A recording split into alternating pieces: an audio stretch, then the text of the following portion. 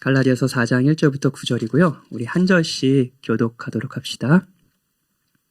제가 먼저 읽겠습니다. 하나님의 말씀을 들으십시오. 내가 또 말하노니 유업을 이을 자가 모든 것의 주인이나 어렸을 동안에는 종과 다름이 없어서 이와 같이 우리도 어렸을 때 이 세상의 초등학문 아래에 있어서 종노릇하였더니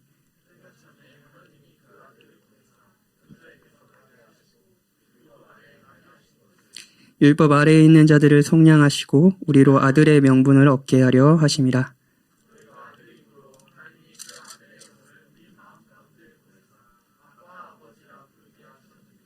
그러므로 내가 이후로는 종이 아니요 아들이니 아들이면 하나님으로 말미암아 유업을 받을 자니라.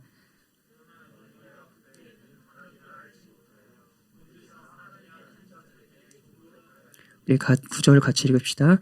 이제는 너희가 하나님을 알 뿐 아니라 더욱 이 하나님이 아신 바 되었거늘 어찌하여 다시 약하고 천박한 초등학문으로 돌아가서 다시 그들에게 종노릇하려 하느냐. 아멘.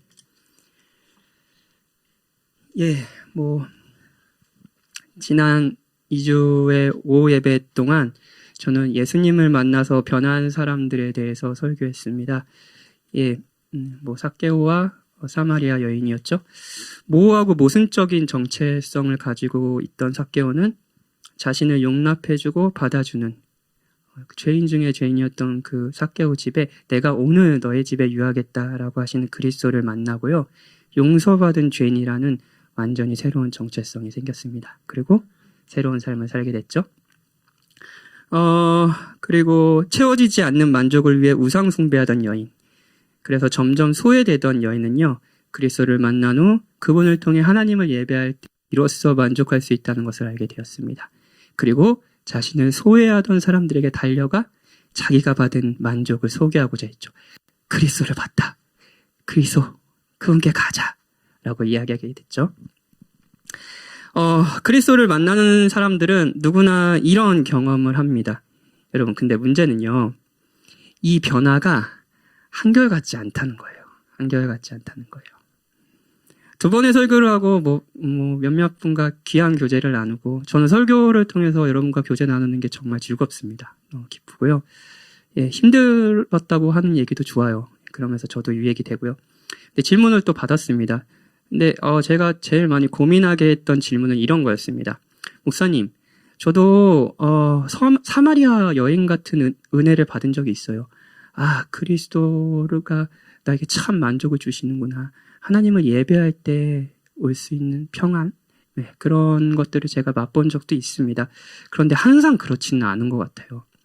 지금의 저는 그 만족을 전혀 모르는 사람인 것 같아요. 제가 예전에 누리던 것도 무엇인지 모르겠어요. 이런 질문을 했어요. 저는 구원받은 사람일까요? 이런 질문이었어요. 이런 고민 해본 적 있으세요? 한 번쯤은 하셨을 거고 저도 많이 했던 고민인데, 여러분, 삭개오는 이제 그리스도를 만난 후 새로운 정체성과 함께 새로운 삶을 살게 됐잖아요. 근데 예전에 이웃의 것을 빼앗아 자신의 탐욕을 채우려는 삶으로 다시 돌아갔을까요? 어떻게 생각하세요? 사마리아 여인은 이제 더 이상 남자를 만나지 않았을까요? 모릅니다. 성경은 그것을 우리에게 알려주지 않습니다. 이후에 두 사람의 생애에 어떤 기쁨이 있었는지, 또 어떤 시름이 있었고, 또 어떤 실패가 있었는지, 그리고 또 어떤 은혜를 받았는지 우리는 알 턱이 없습니다. 성경에 안 적혀 있으니까요. 그런데 성경 곳곳에서는 변화된 이후에도 다시 예전의 삶으로 돌아가려는 사람들이 계속 나옵니다. 변화됐어요? 은혜를 알게 됐어요? 근데 예전의 삶으로 돌아가려는 사람들이 계속 나와요. 히브리서 그 서신도 사실은 회심했지만 예전에 삶으로 돌아가려는 사람들을 위해서 쓴 책이거든요. 쓴 서신이거든요. 그리고 이런 광야에 있는 이스라엘 사람들도 마찬가지입니다. 자, 보세요. 이스라엘 백성은 인류 역사상 가장 확실한 하나님의 임재를 경험한 사람들입니다. 그들은요, 애굽에서 10가지 재앙을 눈앞에서 봤어요. 그 10가지 재앙은 사실은 애굽을 대표하는 그 우상들을 대항해서 하나님이 싸우시는 모습을 상징합니다. 그러니까 하나님이 진정한 신이라는 것, 유일한 신이시라는 것을 보여주는 전쟁이었어요. 이것보다 더 확실하게 보여준 민족은 없습니다. 거기다가요, 이 사람들 앞에서요, 바다가 갈라졌어요. 네. 이런 걸 경험한 민족이 있나요? 하나님의 살아계심과 권능을 이렇게 극적으로 경험한 민족은요, 없어요. 네. 그런데 이 일을 겪은 후 채 100일이 되지 않았어요. 그리고 광야에서 이제 사는데 먹을 것과 마실 것이 없자 이스라엘 백성들이 뭐라고 했는지 아세요? 이렇게 얘기했어요. 이스라엘 자손이 그들에게 이르되, 아론과 그 모세 지도자들이죠. 그들에게 이르되, 우리가 애굽 땅에서 고기가마 곁에 앉아있던 때와 떡을 배불리 먹던 때에 여호와의 손에 죽었더라면 좋았을 것을 너희가 이 광야로 우리를 인도해내어 온 회중에서 줄여 죽게 하는도다. 이렇게 비난해요. 출애굽기 16장 3절에서요. 광야에서요, 먹을 것이 없자, 고난이 오자요, 이스라엘 백성들은요, 애굽 땅으로 돌아가고자 합니다. 자기를 종노릇하던 노예의 생활로 돌아가고자 해요. 오늘 우리가 읽은 본문도 마찬가지입니다. 갈라디아서를 읽는 갈라디아 교인들은 바울로부터 복음을 들었습니다. 은혜의 복음이에요. 나는 하나님께 아무것도 한 것이 없지만 오직 그리스도가 우리에게 베푸신 은혜, 오늘 배우민 간호사님이 찬양 인도했을 때 말했던 복음처럼요. 우리는 아무것도 한 게 없어요. 자격이 없어요. 우린 약한 자들입니다. 그렇죠? 우리는 반역한 죄인들입니다. 그렇지만 하나님께서 그리스도 안에서 우리를 받아주시고 양자, 아들 삼아주셨다라는 걸 복음이라고 그러죠. 이 복음을 들었어요. 그리고 그리스도를 자신의 구주로 믿게 됐습니다. 갈라디아 교인들은요. 그런데 다시요, 예전에 율법을 행함으로써 자격이 생기고 자신의 지위가 높아진다고 생각하는 삶, 이걸 율법주의라고 그러죠. 내가 하나님 앞에 계속 공로를 쌓고 나의 어떤 행함으로 하나님께 받아들여진다는 이 세계관으로 돌아가려고 하고 있어요. 이스라엘 백성들도 갈라디아 교인들도 예전의 삶으로 돌아가려고 하고 있습니다. 왜 그럴까요? 궁금하지 않아요? 왜 인간은 은혜를 받은 후에도 돌아가려고 할까요? 예, 이 주제에 대해서 오늘 설교하고 싶어요. 제목은 다시 돌아가려는 사람들입니다. 여러분과 제가 그렇죠? 사람들이 돌아가려고 하는 이유를 두 가지를 살펴볼게요. 첫 번째는 두려움이고요. 두 번째는, 변화된 지위와 영광된 미래가 정확히 무엇인지 모르기 때문입니다. 그리고 두 가지를 살펴본 이후에 그리스도인들은 우리가 생각하는 것보다 훨씬 큰 것을 받았다는 것을 이야기해 드릴게요. 그리고 여러분들이 다시 돌아가려고 하는 마음을 다잡고 그리스도를 바라보는 오늘 밤이 됐으면 좋겠네요. 여러분과 제가요. 첫 번째 대지입니다. 은혜를 받은 자들이 다시 예전의 삶으로 돌아가려는 이유는 이유 두 가지 중 첫 번째는 두려움 때문입니다. 우리가 읽은 본문 1절, 3절에서는 그리스도의 변화되기 전의 신분을 비유적으로 설명하고요. 예, 설명하고, 그리고 변화된 이후의 것도 비유적으로 설명해요. 자, 부자가 있어요. 그리고 아들이 있습니다. 근데 아버지의 모든 유산을 물려받을 아들이에요. 어렸을 때는 그 당시 문화상 아버지가 직접 아들을 가르치지 않습니다. 그래서 이제 일명 유모, 그리고 교사, 노예인, 그러니까 자신의 그 장자를 가르치는 노예가 있어요. 교육을 받은 노예겠죠? 그 노예가 가르칩니다. 가정교사는 아들을 혼내기도 하고요. 교육을 위해서 혼내겠죠? 그리고 어렸을 때는 가정교사가 말하는데도 아들이 해야 될 겁니다. 그렇죠? 왜냐면 그 권위 아래 있으니까요. 그러면서 성장을 하는 거예요. 이제 근데 장성한 어른이 됐습니다. 다 컸어요. 유산을 받을 때가 됐어요. 그런데 여전히 어렸을 때 자신을 가르치던 가정교사의 말을 따르고 그의 권위 밑에 있으려고 한다면 이건 이상한 거 아닌가요?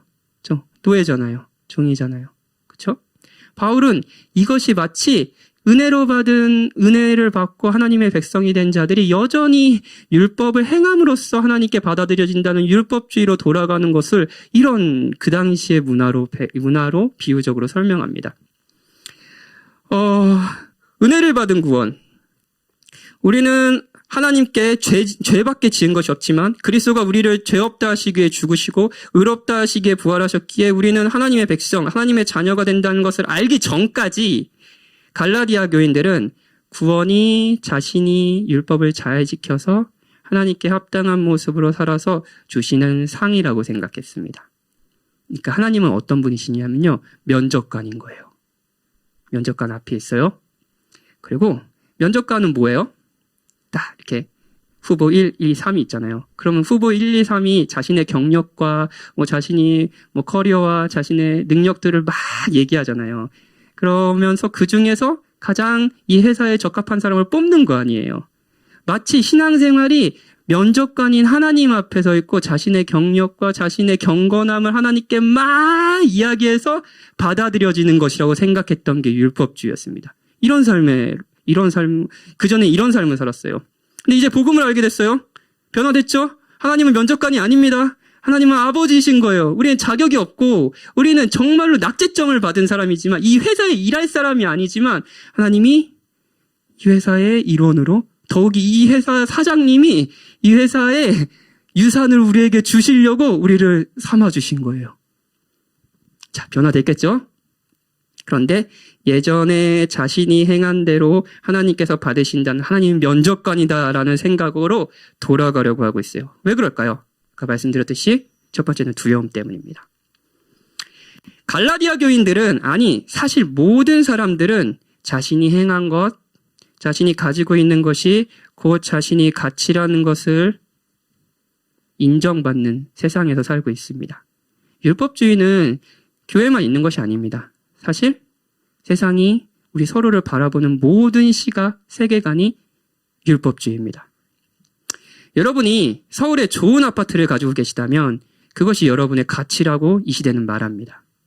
한 사람이 가진 직업이 어디에서 일하고 있는지가 그 사람의 가치, 그 사람이 나온 대학, 출신, 부모님이 뭐 하시는지, 요즘 부모님 뭐 하시니 이런 말은 안 하지만 이런 성과, 가지고 있는 지성, 결혼의 유무, 그 사람이 누구의 연인인지 이 모든 것이 한 사람의 가치로 평가받는 시대에 인간은 한순간도 벗어난 적이 없습니다. 여러분, 요즘에 초등학생들이 유행하는, 그러니까 이거 진짜 나쁜 말인데 유행하는 줄임말 중에 휴거라는 말이 있어요.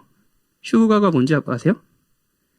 휴거 무슨 줄임말이냐면 휴먼시아 거지라는 줄임말이에요. 휴먼시아가 뭐냐면 이제 그 영구 임대주택 아파트 브랜드 이름이거든요. 저도 이제 사실 LH 영구 그 임대주택에서 살고 있는데 가난하다라는 것을 이렇게 사람을 그 아파트에 사는 것으로 그 사람의 가치를 평가하는 거죠. 초등학생이요.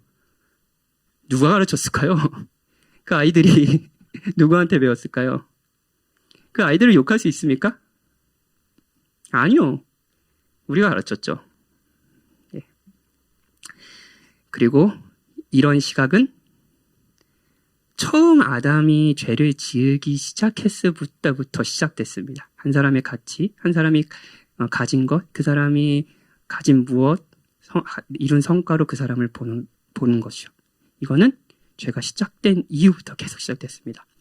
첫 인류 아담은요, 두 아들을 낳았습니다. 가인과 아벨이죠? 그렇죠? 그리고 두 아들이 하나님께 제사를 드렸어요. 아시듯 하나님께서 누구의 제사를 받으셨어요? 동생 아벨의 제사를 받았고 가인의 제사는 받지 않으셨습니다. 여기서 제일 중요한 건요. 이 이야기에서 제일 중요한 건 이 하나님의 반응에 대해서 가인이 화가 났다는 거예요. 동생인 아벨을 죽일 정도로 화가 났어요. 왜 가인은 화가 났을까요? 도대체 자신의 예배를 안 받고 하나님이 아벨의 예배를 받았다면 도대체 왜 하나님께서 나의 예배를 받지 않으셨을까? 아벨에게 찾아가가지고 묻거나 회개할 것이 있으면 회개하거나 이게 이제 사실 그리스도인들의 온당한 반응 아닌가요? 근데 왜 자신이 받지 않고 동생의 것을 받자 분노했을까요? 하나님께서 제사를 받으시고 받지 않으시고 이것이 가인에게는 가치로 여겨졌기 때문입니다. 자신은 실제 가치 있는 사람인 거예요? 동생보다 더요? 그런데 평가는 낙제인 거예요? 그러니까 분노한 거죠. 아담이 범죄한 이후 세상은 이렇게 자신을 그리고 서로를 평가하는 세상이 됐습니다. 예배를 통해서도요.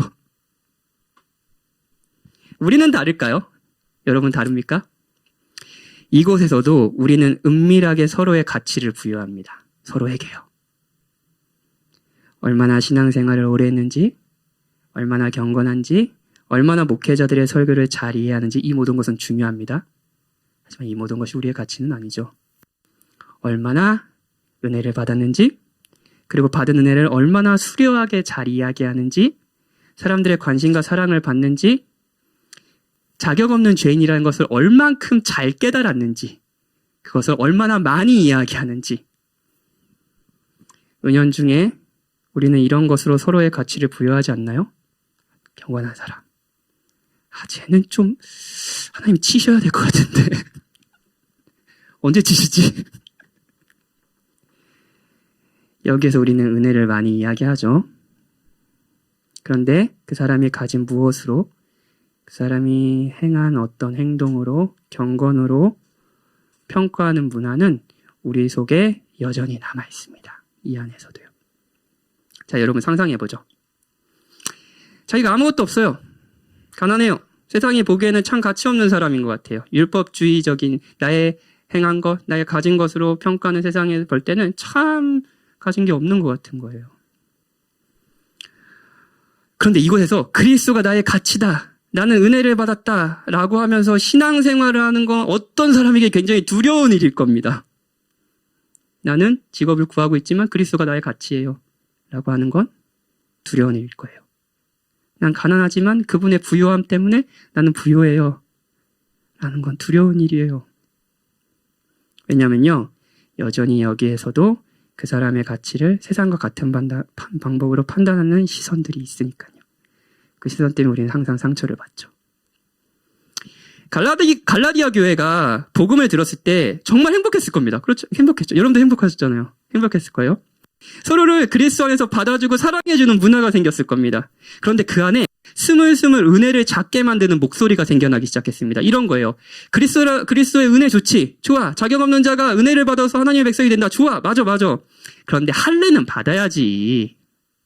하나님의 계명을 열심히 지켜야 돼. 그래야 하나님께서 우리를 인정하시고 자기 백성으로 삼아주시지.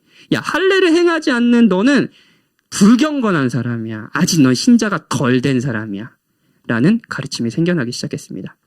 자, 이런 가르침을 주는 거짓 교사가 세워지고요. 이런 목소리가 교회 내에 점점 커집니다. 그곳에서 이런 문화가 있는데 그곳에서 아니야! 나는 은혜로 구원을 받았어! 라고 말하는 건 두려운 일 아닐까요?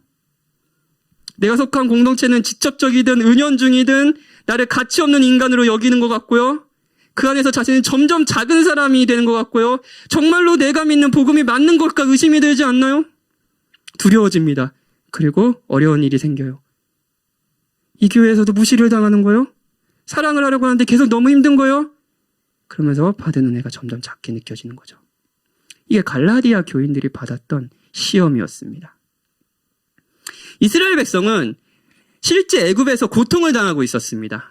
그래서 하나님께서 그들의 그 노역과 굉장히 그 애굽 사람들이 이스라엘 백성을 괴롭히는 그 힘듦 때문에 그들이 부르짖는 소리를 들으셨고요. 하나님 그들을 구원해 주셨다고 이야기하잖아요. 그 실제로 진짜 힘들었어요. 너무너무 힘들었어요. 예, 굉장히 심한 육체적 노동을 시켰고요. 합당한 대우도 해주지 않았습니다. 그들은 말 그대로 종이었습니다. 노예였어요. 비참한 신분이죠. 그렇죠? 그런데 하나님께서 구원해 주셨잖아요. 더 이상 노예라고 하지 않으시고 자기 백성으로 삼아주셨잖아요. 그렇죠? 하나님께서요. 이 온 우주의 창조자이시고 주인이신 분께서 이제 너를 노예로 노예가 아니다. 너는 나의 백성이다. 내가 너를 다스려 주겠다. 내가 너를 지켜주겠다. 내가 너에게 필요한 것을 주겠다라고 약속해 주셨습니다. 그게 신의 산에서의 약속이에요. 언약이에요. 자, 노예의 삶이 끝났습니다. 이제 더 이상 애굽 사람들이 시키는 대로 살지 않아도 돼요. 그런데 광야라는 고난이 오자 백성들의 반응은 뭔지 아세요?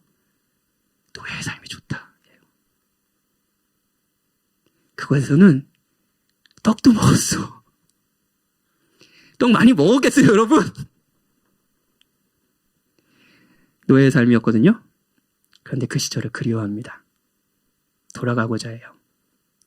사랑하는 여러분, 힘든 일이 있으면 사람은 지금의 복은 작게 보고요. 잊어버리고요. 과거의 비참한 상황을 미화시키며 그리워하기 마련입니다. 마치 헤어진 연인을 생각했을 때는 그 사람 내가 왜 헤어졌지? 참 애틋하게 사랑했는데 막 좋은 기억 나잖아요. 근데 보자마자 이 인간이 이것 때문에 헤어졌구나라는 생각이 나잖아요. 예, 이게 돌아가고자 하는 마음 아닌가요? 한 사람이 가진 가치로 그 사람을 평가하는 삶은 고통스러운 삶입니다. 여러분은 이 삶에서 굉장히 큰 고통을 받고 계실 거예요. 지금도 받고 계신 분이 계시겠죠? 계속 사람들의 평가를 받아야 하고요. 자신도 자신을 평가해야 이게 제일 힘들어요. 자신이 자신을 매일 평가하는 거예요. 자신이 가진 걸로요. 자신이 이룬 성과로요. 만족은 없습니다. 잠시 있지만 이내 자기보다 더 높은 사람이 보입니다. 그러면 끝없는 열등감에 시달립니다. 동시에 교만합니다. 항상 자신보다 낮은 자들이 보이거든요. 이 사람은 사랑하는 척은 합니다. 그런데 그것도 척이에요. 사랑함으로 내 가치가 빛나죠. 사랑을 받는 그 사람보다 내가 우월하다는 것이 증명되죠. 여러분, 노예입니다. 노예예요. 그런데 이 삶이 끝났어요. 좋을까요? 더 이상 내 있는 가치로 나 자신을 평가하지 않아도 돼요. 그럼 사람들의 평가도 그렇게 중요하게 여기지 않아도 돼요. 이 삶이 정말 끝났어요. 복음이 이 삶을 끝내버렸습니다. 좋죠? 좋아요. 그런데 여전히 사람들은 이런 시각으로 나를 바라봅니다. 무시해요. 바보가 되는 것 같아요. 그럼 어떤 생각이 드는지 아세요? 이렇게 살아도 되나? 이거 그냥 이거 자기 합리화 아니야? 복음? 그리스도 안에서 주신 집이 이거 그냥 아름다운 수사 같은 거 아니야? 난 당장 가난한데? 난 당장 미래가 안 보이는데? 이것을 믿으며 계속 사는 건 바보 같은 삶 아니야? 두려움입니다. 그리고 돌아가는 거죠. 그리고 이 두려움은 사실 우리에게 주어진 지위가 어떤 것인지, 그리고 우리에게 하나님께서 약속한 것이 무엇인지 정확히 모르기에 생기는 감정입니다. 만약 복음을 통해 주어진 지위가 얼마나 영광스러운지, 하나님을 아버지라고 부를 수 있는 지위가 얼마나 영광스러운지, 그리고 약속된 미래도 얼마나 복된 것인지 안다면 우리는 돌아가려고 하지 않을 겁니다. 이스라엘 백성이 자신들이 살아계신 하나님의 백성이라는 것, 그분이 선한 왕이셔서 자기 백성들을 지키시고 돌보신다는 걸 알았다면 그 지위가 얼마나 큰지, 노예의 삶과는 비교도 되지 않을 만큼 영광스러운 지위라는 것을 알았다면, 그리고 그들에게 약속된 가나안 땅이라는 복을 알았다면 애굽의 노예로 돌아가려고 하지 않았을 겁니다.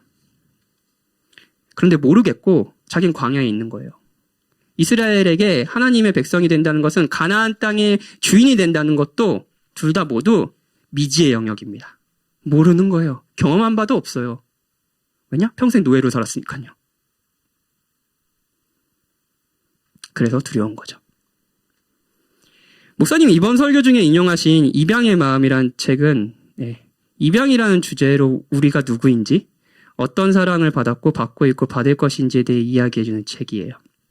제가 이제 연말에 여러분과 같이 읽고 싶어서 그 책 모임을 만들었는데, 책 모임을 홍보하려는 건 아니고요.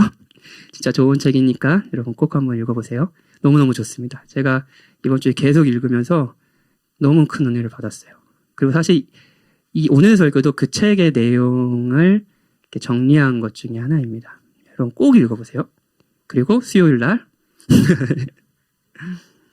사실 이 책을 예전에 읽었던 책이고, 저 이 저자를 너무너무 좋아합니다. 러셀 무어라는 목사님인데, 그 AS 시간에도 한번 얘기했는데, 이분이 쓰신 폭풍 속의 가정이라는 책은 제 인생에 있어서도 굉장히 제 신앙이 흔들릴 때 저희 신앙을 붙잡아주고, 특히 가정을 어떻게 사랑해야 되는지 저에게 알려준 아주 귀한 목사님이세요.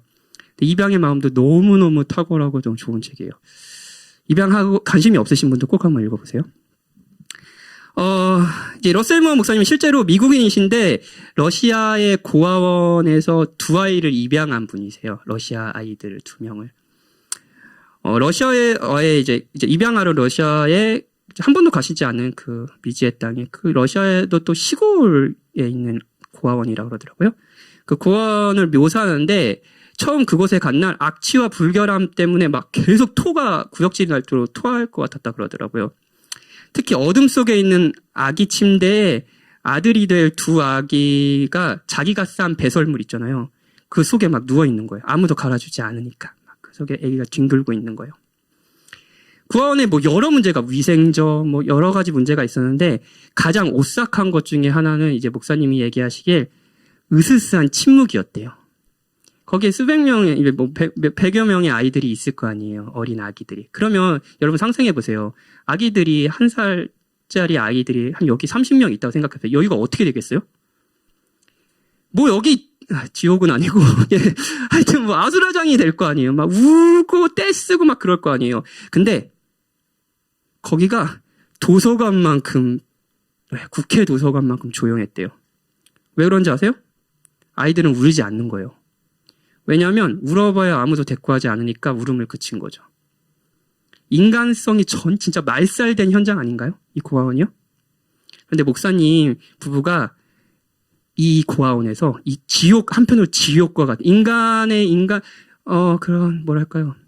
인간이 살 수 있는 가장 최악의 환경이라고도 말할 수 있겠고요. 물론 이 환경보다 더 힘들게 사는 많은 사람들이 있다는 것도 알고 있습니다. 근데 그곳에서 얘들을 건져내기 원한 거예요. 입양하기로 한 거예요. 그러면서 있었던 일을 인용합니다. 인용할게요. 말씀합니다. 인용할게요. 마침내 법적 절차가 마무리되었다는 소식을 받았다. 우리 부부는 두 아들을 데리러 다시 러시아로 갔다. 아이들을 고아원에서 집으로 데려오는 일은 생각보다 어려웠다. 우리는 부모님이 미리 사주셨던 옷을 아이들에게 입힌 후 고아원 직원들에게 감사를 표했다. 밖으로 걸어 나오자 갑자기 두 아이가 기겁을 했다. 그들은 한 번도 해를 보거나 바람을 느껴본 적이 없었던 것이다. 차 문이 꽝 닫히는 소리도 처음이었고 차에 실려 시속 160km로 달리는 기분도 처음이었다. 뒤를 돌아보니 아이들은 부르르 떨며 저만치 고아원 쪽으로 손을 뻗고 있었다. 나는 아이들에게 나직히 말했다. 거기는 최악의 장소잖아. 널 기다리고 있는 게 무엇인지 아니? 내가 몰라서 그래. 그거 너가 기다리는 것이 무엇인지 몰라서 그래. 집에 가면 너를 사랑하는 엄마, 아빠가 있고 할머니, 할아버지와 증조할머니, 증조아버지도 계셔. 사촌들과 놀이 친구들도 있고 맥도날드, 해피밀도 있단다. 하지만 아이들이 아는 거라곤 고아원밖에 없었다. 불결한 곳이지만 그곳밖에는 기준점이 없었다. 거기가 집이었던 것이다. 고아원을 떠나기가 그렇게 힘든 줄을 나도 미처 몰랐다. 잠시 후면 아이들의 삶이 얼마나 더 좋아질지를 나는 잘 알고 있었다. 그들도 알겠거니 했으나 알 턱이 없었다. 알 턱이 없죠. 경험한 바가 없으니까요. 현재 상태 외에 다른 것을 어찌 생각할 수 있겠는가. 나는 아이들에게 너희가 고아원을 그리워할 일은 없을 거야 라고 나지막히 말했는데 이 말은 내가 이미 알았어야 했던 사실의 그림자에 불과했다. 하늘아버지께서 말씀하실 때 우리도 영광스러운 그 무엇이 우리를 기다리고 있는지 알 턱이 없다. 장차 받을 유산, 즉 그리스도께서 통치하시는 조화로운 우주를 우리로서는 바라기가 어렵다. 생전 그런 것을 본 적이 없으니 말이다. 아이들은 고아원을 떠날 때 좋아하지 않았습니다. 왜 그럴까요? 그것이 집이고 그것 외의 세상을 몰랐기 때문입니다. 더 좋은 곳이 있다는 것을 경험한 바가 없습니다. 그 아이들은요. 러시아의 고아원에 있던 아이들은 러셀모 목사님 부부를 만나서 새로운 지혜를 얻었습니다. 돌봄과 사랑을 받을 수 없는 그래서 울어도 돌봐주지 않기에 울지도 않는 작은 아기 침대가 자기 세상의 다인, 그리고 3-4시간마다 와서 젖병을 물려주는 분이 유일한 관계인 두 아이들에게 누군가의 자녀가 되는 것은 경험해보지 못한 지위였으니까요. 이제 울면 엄마가 달려오고 온갖 가족이 자신을 바라보며 사랑한다고 하고 이제 침대뿐만 아니라 거실에서 기어다니면서 온갖 사람들한테 재롱을 부리며 사람들이 그 재롱을 부릴 때마다 자신을 보고 웃고 그래서 누군가의 품에 안겨 있다는 삶을 모르는 거예요. 그러니까 고아원을 떠나는 것이 두려운 거죠. 그러니까 고아원을 향해 손을 내미는 거죠. 당장 미국의 삶이 시작되진 않았거든요. 차도 처음 타봤을 것이고 러시아 얼마나 춥겠어요. 근데 밖에 나오지 않았으면 그 추위 처음 경험해보지 않겠어요? 또 러시아에서 비행기 탔을 거 아니에요. 비행기에서의 굉음. 이 모든 게 공포 아니었을까요? 그러면서 계속 고아원의 삶을 동경했겠죠. 나 거기 가고 싶어. 돌아가고 싶어. 이것이 우리가 은혜를 받은 이후에도 계속 예전의 삶으로 돌아가고자 하는 이유입니다. 두렵고요. 우리에게 생긴 새로운 지위와 영광된 미래가 정확히 무엇인지 모르기 때문이죠. 사랑하는 여러분, 여러분이 가진 것과 이룬 것, 여러분이 어떤 옷을 입고 있는지, 어떤 일을 하고 있는지, 얼마나 멋있고 아름다운지로 여러분에게 매일 점수를 매기며 평가하는 세상에서 여러분이 죄를 범해도 거짓골을 하고 있어도 오늘 저 병임 강도사님이 하시는 그 찬양인도 이벤트 너무 감동이 돼서 기도를 같이 했는데 거짓골을 해도 처참한 점수를 맞아도 시험에 매일 떨어져도 정말 흠모할 만한 미모도 없고 그 미모마저 점점 잃어가도 너는 나에게 귀하다. 너가 나의 기쁨이다. 라며 사랑을 받는 것은 우리에게 경험해보지 못한 사랑입니다. 생소한 관계예요. 이건 태어나자마자 고아원에서 산 아기들이 처음으로 부모가 생겼을 때 부모가 누구인지 전혀 모르는 것과 같습니다. 경험한 바가 없는 거예요. 여러분은 그리스도를 만나기 전까지 은혜를 경험한 바가 없습니다. 다시 한번 들어주세요. 여러분은 그리스도를 만나기 전까지 은혜를 경험한 바가 없습니다. 그러기에 모르죠. 사랑하는 여러분, 죽자 살자 일을 하고 거기에다 은행 대출까지 포함해야 겨우 살 수 있는 집, 미래를 마련할 수 있다고 생각하는 세상에서 우리가 한 것은 아무것도 없지만 우리에게 이미 영원하게 살 집이 주어졌다. 집뿐 아니라 하나님의 자녀로 창조세계 만유를 다스릴 것이다라는, 그리고 영원히 굶주리지 않을 것이다라는 것은 우리가 경험해보지 못한 거예요. 울면 엄마가 온다는 것을 모르기에 울지도 않는 고아원에서 산 아기들이 울면 엄마가 온다는 것, 엄마의 품이 얼마나 따뜻한지를 모르는 것과 같습니다. 그리스도를 만나기 전까지 우리는 이런 은혜를 경험한 바가 없습니다. 정말 이것이 죄의 노예로 사는 예전의 삶을 동경하며 돌아가고자 하는 이유라면, 그 이유가 그리스도 안에서 주어진 새로운 지위와 영광된 미래를 모르고 두려워하기 때문이라면, 그렇다면 여러분, 우리가 드려야 할 것은 뭔가요? 복음입니다. 그리스도가 누구시고 그리스도가 우리를 위해 무엇을 하셨는지, 그래서 우리의 지위가 어떻게 바뀌었는지, 그리고 영광되고 안전된 미래가 어떻게 보장되었는지를 계속 듣는 겁니다.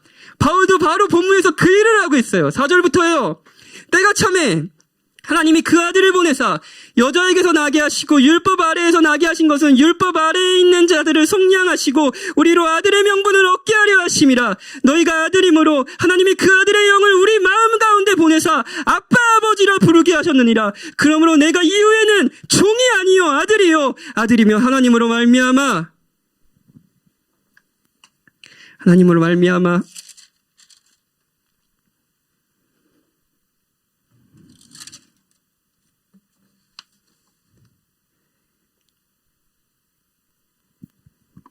하나님이 정하신 시간이 됐습니다.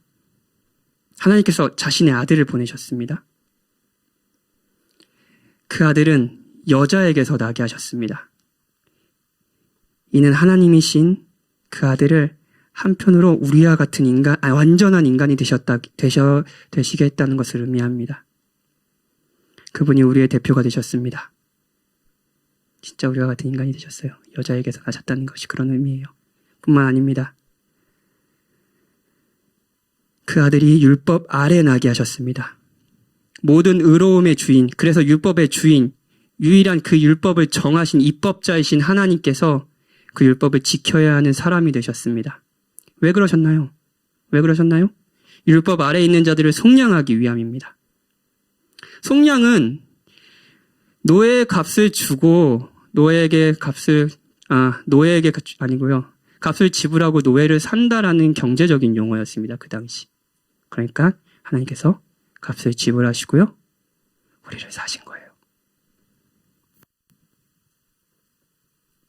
새로운 신분을 주시기 위함이죠. 우리의 죄값은 자신이 죽으심으로 받으시고 자신이 행한 모든 의를 우리의 것으로 여겨주셔서 우리를 의롭다 하시기에 그리스도는 우리의 대표가 되어주셨습니다. 이 모든 것이 우리로 아들의 명분을 얻게 하려는 것입니다. 이제 우리는 구하가 아니고요. 아버지가 생겼습니다. 가장 크고 존귀하신 아버지가 생겼습니다. 이것이 그리스도가 우리를 위해 하신 일입니다. 본래 우주는 집이었습니다. 하나님의 창조 세계는요.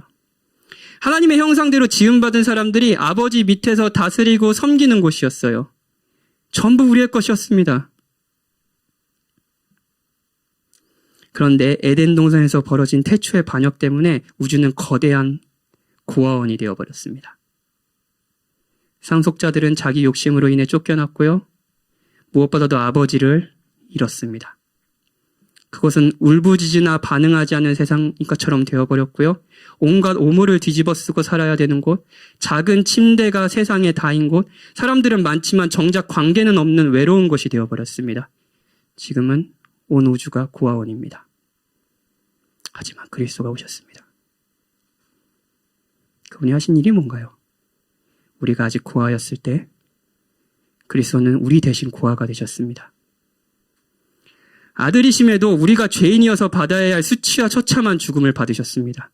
우리는 아버지를 떠나 먼 나라에 가서 거지가 되어 돼지우리의 쥐염 열매를 먹는 사람들이 되었지만 그리스도는 그 먼 나라까지 우리를 따라오셔서 우리가 집으로 삼은 돼지우리의 밑바닥까지 이르셨습니다. 그리고 우리 대신 아버지께 버림을 받으시고 나무에 달리셨죠. 십자가에 달리신 그리스도는 고아가 된 창조세계에 임한 저주를 하나도 남김없이 그곳에서 다 당하셨습니다. 그래서 우리가 하나님을 아버지라 부르게 되었죠. 여러분과 제가요. 온 우주를 유산으로 얻게 되었죠. 여러분, 이건 정말 우리로서는 생소한 일입니다. 경험해보지 못한 거예요. 그리고 이것이 우리가 받은 사랑입니다. 다시 돌아가고 싶은 여러분에게, 은혜가 작게 보이는 여러분에게 다시 한번 말씀드리겠습니다. 이것이 우리가 받은 사랑입니다.